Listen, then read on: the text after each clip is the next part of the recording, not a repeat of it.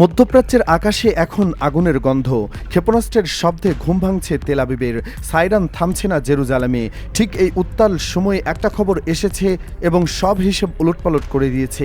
ইরানের আধা সরকারি সংবাদ সংস্থা তাসনিম নিউজ দাবি করেছে যে ইসরায়েলের প্রধানমন্ত্রী বেনিয়ামিন নেতানিয়াহু ইরানি ক্ষেপণাস্ত্রের সরাসরি আঘাতে প্রাণ হারিয়েছেন। খবরটা শোনামাত্র পুরো আন্তর্জাতিক মহলে যেন বিদ্যুৎ খেলে গেছে। কেউ বিশ্বাস করছে, কেউ করছে না। কিন্তু যেটা সবচেয়ে অস্বস্তিকর সেটা হলো ইসরায়েলের পক্ষ থেকে এখনও পর্যন্ত কোনো স্পষ্ট জবাব আসেনি। এই নীরবতা কি স্বাভাবিক, নাকি এর পেছনে লুকিয়ে আছে এমন কিছু যা জানলে গোটা বিশ্ব কেঁপে উঠবে? তাসনিম নিউজের প্রতিবেদন অনুযায়ী ইরানের ক্ষেপণাস্ত্র হামলায় নেতানিয়াহুর সরকারি বাসভবন সম্পূর্ণভাবে ধ্বংস হয়ে গেছে। সেই ধ্বংসস্তূপের নিচেই তিনি চাপা পড়েছিলেন এবং সেখানেই তার জীবনাবসান ঘটেছে বলে দাবি করা হচ্ছে। শুধু তাই নয়, এই হামলায় ইসরায়েলের জাতীয় নিরাপত্তা মন্ত্রী ইতামার বেন গাভির মারাত্মকভাবে আহত হয়েছেন বলেও জানা গেছে। এর পাশাপাশি আরেকটা খবর ইন্টারনেটে ঝড় তুলেছে। বলা হচ্ছে নেতানিয়াহুর আপন ভাই ইরানের ক্ষেপণাস্ত্র হামলায় নিহত হয়েছেন। এই খবরটা রাশিয়া টুডের বরাত দিয়ে প্রচার করা হচ্ছিল এবং অনেকেই সোশ্যাল মিডিয়ায় এটি শেয়ার করেছেন। আমেরিকার সাবেক সামরিক কর্মকর্তা স্কট রিটারের নাম ব্যবহার করে একটি এক্স পোস্টের রেফারেন্স তো দেওয়া হয়েছে এই প্রতিবেদনে, কিন্তু গভীরভাবে খতিয়ে দেখলে বিষয়টা এত সরল মনে হয় না। সামরিক ও ভূরাজনৈতিক পর্যবেক্ষকরা বলছেন স্কট রিটারের যে অ্যাকাউন্ট থেকে এই দাবি করা হয়েছে সেটা আদৌ তার নিজের অ্যাকাউন্ট কিনা সেটা নিয়ে প্রশ্ন আছে। তার উপরে এই দাবির পক্ষে কোনো কিছু ছবি নেই, কোনো ভিডিও ফুটেজ নেই, কোনো স্বাধীন সূত্রের নিশ্চিতকরণ নেই। যারা এই খবর যাচাই করার চেষ্টা করেছেন তারা বলেছেন মূল উৎস খুঁজে পাওয়া যাচ্ছে না। হয়তো সেটা ইন্টারনেটের কোনো গভীরে হারিয়ে গেছে, নয়তো আদৌ কখনো ছিল না। জেরুজালেম পোস্ট সহ বিভিন্ন আন্তর্জাতিক সংবাদ মাধ্যম এই দাবিকে সরাসরি গুজব বলে উড়িয়ে দিয়েছে। কিন্তু ইরানি মিডিয়া তাদের দাবির পক্ষে বেশ কিছু যুক্তি সাজিয়ে রেখেছে যেগুলো একেবারে ফেলে দেওয়ার মতো না। প্রথম যুক্তি হলো গত 7 মার্চের পর থেকে নেতানিয়াহু কোনো নতুন ভিডিও ক্লিপ জনসম্মুখে আসেননি। দ্বিতীয়ত, ইসরায়েলি মিডিয়াতে তার বাসভবনের চারপাশের অস্বাভাবিক রকমের নিরাপত্তা বৃদ্ধির খবর প্রকাশিত হয়েছে।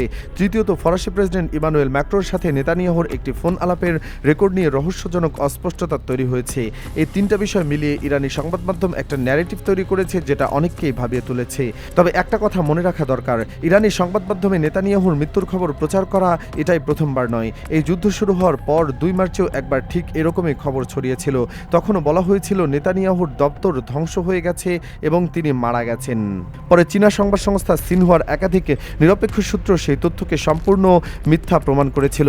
তাহলে এবারও কি এই ঘটনার পুনরাবৃত্তি হচ্ছে, নাকি এবারের পরিস্থিতি সম্পূর্ণ আলাদা? বিশ্লেষকদের একটা অংশ মনে করছেন ইরান এখন নিজেরাই ভয়াবহ হামলার মুখে পড়েছে। দেশের ভেতরে ব্যাপক ক্ষয়ক্ষতি হচ্ছে। এই অবস্থায় নিজেদের জনগণের মনোবল ধরে রাখা এবং আন্তর্জাতিক মনোযোগ অন্যদিকে সরিয়ে দেওয়ার কৌশল হিসেবে এই ধরনের খবর ছড়ানো হতে পারে।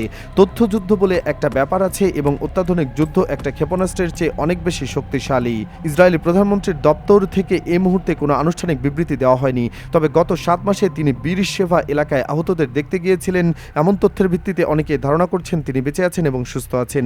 কিন্তু তারপরও প্রশ্ন থেকে যায়, কেন তিনি 7 মার্চের পর জনসম্মুখে আসেননি? কেন একটা সাধারণ ভিডিও বার্তা দিয়ে এই গুজবের জবাব দেওয়া হচ্ছে না? এই প্রশ্নগুলোর উত্তর পাওয়া পর্যন্ত সন্দেহের মেঘ কাটবে না। নেতানিয়াহুর মৃত্যুর খবর সত্য হোক বা মিথ্যে, যুদ্ধের ময়দানে যা ঘটছে সেটা অনেক বেশি ভয়ঙ্কর। ইরান ইসরায়েলের উপর প্রচণ্ড রকমের ক্ষেপণাস্ত্র হামলা চালিয়ে যাচ্ছে এবং এই হামলা থামার কোনো লক্ষণ নেই। সর্বশেষ খবর অনুযায়ী ইরান 33তম দফা হামলা চালিয়েছে ইসরায়েলের বিরুদ্ধে। আর ইরান সরাসরি ঘোষণা দিয়েছে যে এখন থেকে আর কোনো ছোটখাটো ক্ষেপণাস্ত্র ব্যবহার করা হবে না। যত হামলা হবে সবকটিতে ব্যবহার করা হবে অন্তত 1 টন ওয়ারহেডের বহনকারী ক্ষেপণাস্ত্র। সর্বশেষ হামলায় ব্যবহার করা হয়েছে খাইবার শিকান, ইমাদ এবং খোররমশাহর 4 ক্ষেপণাস্ত্র। খোররমশাহর 4 একসাথে 80টি ওয়ারহেড বহন করতে পারে এবং এটি হাইপারসনিক ব্যালিস্টিক মিসাইল। ইসরায়েল ও আমেরিকার হাতে বর্তমানে যে প্রযুক্তি আছে তা দিয়ে এই ক্ষেপণাস্ত্র ঠেকানো প্রায় অসম্ভব বলে বিশ্লেষকরা মনে করছেন। এই যুদ্ধ আর কতদিন চলবে সেটা নিয়ে এখন তীব্র জল্পনা চলছে। ইরানের দিক থেকে যে বার্তাগুলো আসছে সেগুলো বেশ কঠিন এবং সুদৃঢ়। ইরানের পররাষ্ট্রমন্ত্রী সৈয়দ আব্বাস আরাকসি জানিয়েছেন যে আমেরিকার সাথে আর কোনো আলোচনায় বসা হবে না। তার যুক্তি হলো যতবার আলোচনার টেবিলে বসা হয়েছে ততবারই আলোচনার আড়ালে হামলা চালানো হয়েছে। জুন মাসের যুদ্ধ আলোচনা চলাকালীন শুরু হয়েছিল এবং এবারের যুদ্ধও তাই। ফলে ইরানের আস্থা ভেঙে গেছে কূটনৈতিক আলোচনার উপর থেকে। আরাকচি আরও একটা রহস্যময় কথা বলেছেন। তিনি বলেছেন আমেরিকার জন্য ইরানের ভান্ডারে এখনও অনেক সারপ্রাইজ বাকি রয়েছে। এই সারপ্রাইজ বলতে তিনি ঠিক কী বোঝাচ্ছেন সেটা স্পষ্ট করেননি। হয়তো নতুন ধরনের ড্রোন বা ক্ষেপণাস্ত্র, হয়তো ইরানের বিশেষ বিমান কর্মসূচির কিছু, অথবা এমন কিছু যা এখনও কেউ কল্পনাও করেনি। ইরানের সামরিক বাহিনীর শীর্ষ দপ্তর খাতামুল আম্বিয়া মেজর জেনারেল আবদুল্লাহি বলেছেন, শত্রুর আচরণ পরিবর্তন না হওয়া পর্যন্ত এই যুদ্ধ থামবে না। তিনি আরও বলেছেন, ইসরায়েলে যে সাইরেন বাজতে শুরু করেছে সেই সাইরেন আর কখনো থামবে না। এই কথাগুলো শুনলে বোঝা যায় ইরান দীর্ঘমেয়াদী যুদ্ধের জন্য প্রস্তুত এবং তারা পিছু হটার কোনো ইচ্ছা রাখে না। সবচেয়ে গুরুত্বপূর্ণ বিষয়টা এসেছে ইরানের আইআরজিসির নৌবাহিনীর রাজনৈতিক উপদেষ্টা মোহাম্মদ আকবরজাদের কাছ থেকে। তিনি বলেছেন, যুদ্ধের তৃতীয় সপ্তাহে ইরানের জন্য সবচেয়ে গুরুত্বপূর্ণ। তার বিশ্লেষণ অনুযায়ী প্রথম ও দ্বিতীয় সপ্তাহে ইরান যেভাবে লড়াই করেছে এবং চাপ ধরে রেখেছে, যদি তৃতীয় সপ্তাহে একইভাবে এ গতি অব্যাহত রাখতে পারে তাহলে ইসরায়েলের ভাগ্য নির্ধারিত হয়ে যাবে। তিনি আরও বলেছেন, তৃতীয় সপ্তাহ থেকে বিশ্বের বড় বড় শক্তিগুলো নিজেরাই ইরানের কাছে আসবে। তারা অনুরোধ করবে হরমুজ প্রণালী খুলে দিতে, যুদ্ধ থামাতে এবং একটা রাজনৈতিক সমাধানে আসতে। কারণ হরমুজ প্রণালী যদি আরও কিছুদিন বন্ধ থাকে তাহলে বিশ্ববাজারে তেলের দাম এমন জায়গায় পৌঁছাবে যা কারো পক্ষে সামলানো সম্ভব হবে না। আকবরজাদে ইরানের চূড়ান্ত লক্ষ্যের কথাও জানিয়ে দিয়েছেন। তিনি বলেছেন, ইরান 3টি শর্ত আদায় করতে চায়।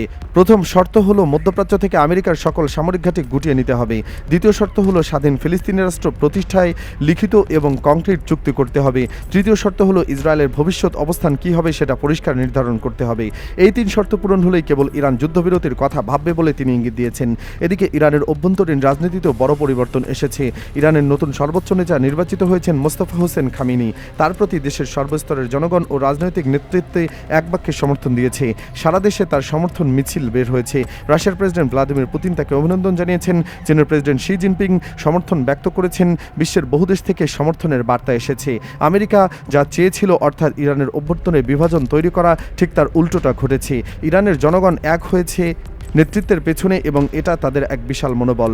যুদ্ধ শুরুর পর থেকে এ পর্যন্ত ইরান আমেরিকার অত্যাধুনিক MQ-9 রিপার ড্রোন 11টি ভূপাতিত করেছে বলে দাবি করা হয়েছে। ইরানের জনগণ স্বতঃস্ফূর্তভাবে ইনকিলাবের চত্বরে জমায়েত হচ্ছে প্রতিদিন। এই জনসমর্থন ইরানের সামরিক ও রাজনৈতিক নেতৃত্বের জন্য সবচেয়ে বড় শক্তি। এখন প্রশ্ন হলো, ইরান কি সত্যি এই 3 শর্ত আদায় করতে পারবে? মধ্যপ্রাচ্য থেকে আমেরিকার ঘাঁটি সরানো, স্বাধীন ফিলিস্তিনি রাষ্ট্র গঠন এবং ইসরায়েলের ভবিষ্যৎ নির্ধারণ, এই 3টি দাবি বাস্তবায়ন করা কি আদৌ সম্ভব? ইরান বলছে যুদ্ধের মধ্য দিয়েই এই সমাধান আসবে।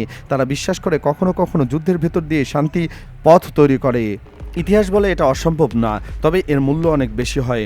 সত্য আর মিথ্যা এই লড়াইয়ে ক্ষেপণাস্ত্র আর কূটনীতি এই দোলাচলে নেতানিয়াহু বেঁচে আছেন কিনা সেটা হয়তো খুব শীঘ্রই জানা যাবে। কিন্তু যেটা এই মুহূর্তে সবচেয়ে পরিষ্কার সেটা হলো মধ্যপ্রাচ্যের মানচিত্র নতুন করে আঁকা হচ্ছে। আর সেই মানচিত্রে কার জায়গা হবে আর কার হবে না সেটা নির্ধারণ করবে আগামী কয়েক সপ্তাহ।